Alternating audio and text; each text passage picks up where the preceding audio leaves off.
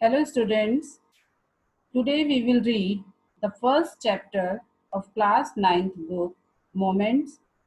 It's a supplementary book and the chapter name is The Lost Child by Mulk Raj Anand. Mulk Raj Anand was an Indian writer in English, notable for his depiction of the lives of the poorer caste in traditional Indian society. He was one of the first Indian-based writers in English to gain an international readership. Anand is admired for his novels and short stories, which have acquired the status of being classic works of modern Indian English literature. So your book, Moments, Supplementary Reader in English for Class 9. So, your chapter, The Lost Child. In the story, The Lost Child, the author tries to explore the mind of a child. The story also highlights a child's love for his parents. The child goes to a fair with his parents. He is very excited and wants sweets and toys displayed there. His parents don't buy these things for him, but very soon he gets separated from his parents. As he is left behind looking at various toys and the other things, when he realizes that his parents are nowhere near him, he starts crying. He refuses everything which is offered by others. He only wants his parents and keeps crying. And this was the gist of this chapter. And now the time for text. It was the festival of spring.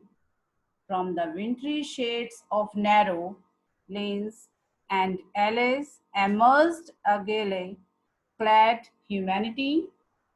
Some walked, some rode on horses, others sat behind, being carried in bamboo and look carts. One little boy ran between his father's legs, brimming over with life and laughter. So, what is the meaning of wintry here? Wintry means pertaining to winter. And alleys means narrow street. Emerged came forth, and clad means with their dress. And brimming over, overflowing. It was the fair of spring, and all the people were going to it. Some walked, some rode on horses, and some in go-karts. The little child ran with his parents, and he was overjoyed.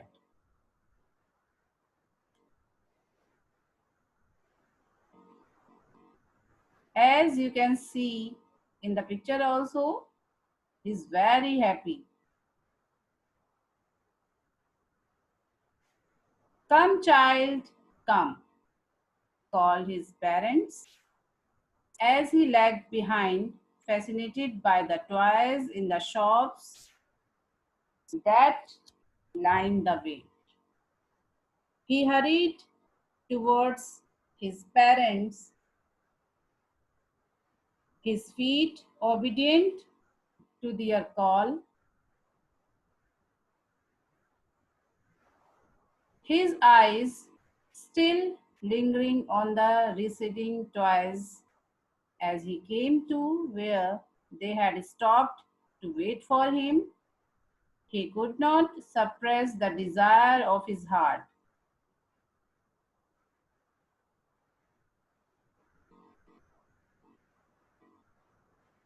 Even though he well knew the old cold stare of refusal in their eyes. I want that toy, he pleaded.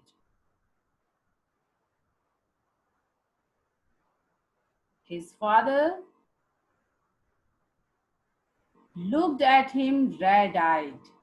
In his familiar tyrant's way, his mother, melted by the free spirit of the day, was tender and giving him her finger to hold and said, "Look, child, what is before you."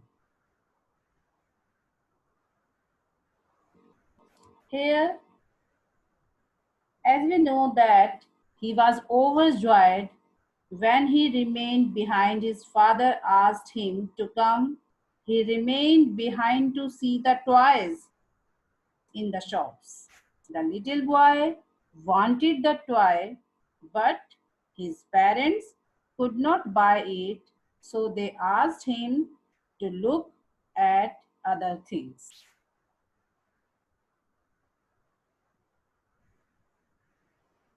It was a flowering mustard field, pale like melted gold, as it swept across miles and miles of even land. A group of dragonflies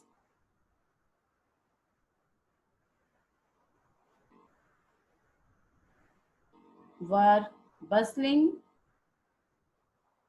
What is the meaning of bustling?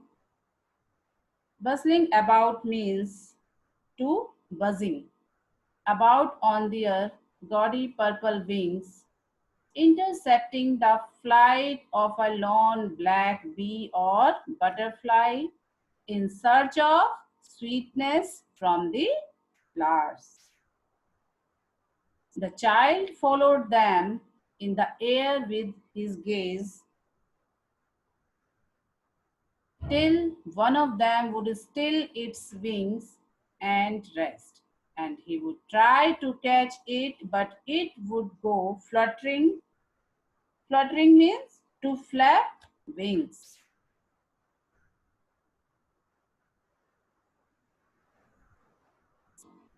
Flapping up into the air.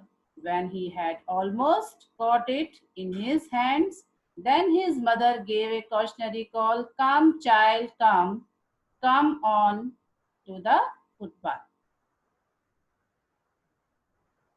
It was the season of mustard flowering. The fields looked gold with it. The dragonflies were fluttering over the mustard flowers. The child tried to catch one of them, but he was called by his mother.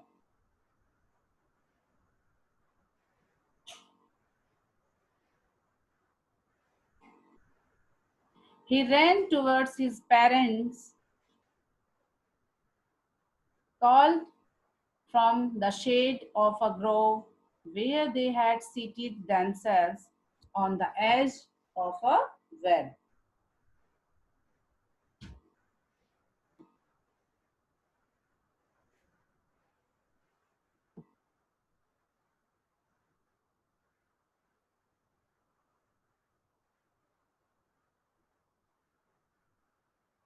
He ran towards them.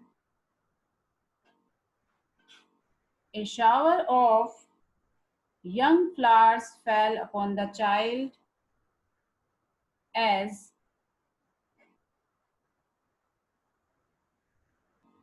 he entered the grove, and forgetting his parents, he began to gather the raining petals in his hands. But lo, he heard the cooing of doves and ran towards his parents, shouting, "The dove, the dove!" The raining petals dropped from his forgotten hands. What is the meaning of here, grove? Grove means group of trees.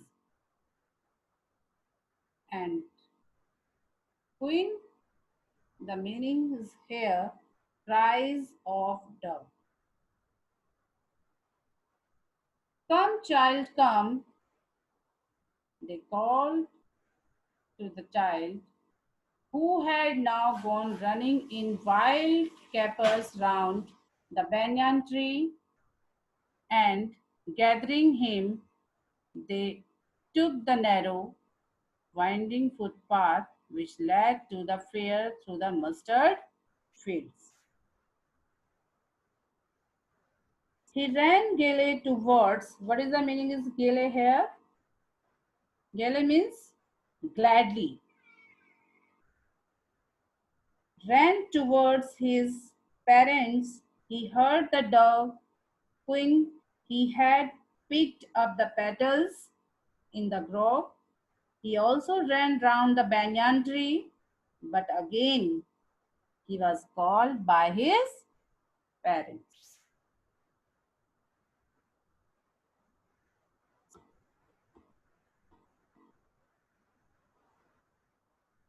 As they neared the village, the child could see many other footpaths full of throngs. Throngs means a crowd conversing to the whirlpool of the fair, and felt at once repelled and fascinated by the confusion of the world he was entering. Soon the child reached the fair. A sweet-meat seller hawked gulab jamun, rasgulla, barfi, jalebi at the corner of the entrance. A crowd pressed round his counter at the foot of an architecture of many colored sweets decorated with leaves of silver and gold. The child stared means looked intently, opened eyes, and his mouth watered for the barfi. And that was his favorite sweet. I want that barfi, he slowly murmured. But he half knew as he begged that his plea would not be heeded because his parents would say he was greedy. So, without waiting for an answer, he moved on. As soon the child reached the fair, he heard sweet meat seller calling gulab jamun, rasgulla, barfi, jalebi, and the sweet shop was greatly decorated with different types of sweets. And seeing the sweets, the child's mouth watered. He said, I want that barfi. I want that barfi. Barfi was his favorite sweet, but his saying so was unheeded as he knows that. So without waiting for an answer, he moved on. So students, you have to revise this chapter. This was the part 1 of this chapter, The Lost Child, and tomorrow we will continue this chapter. Thank you.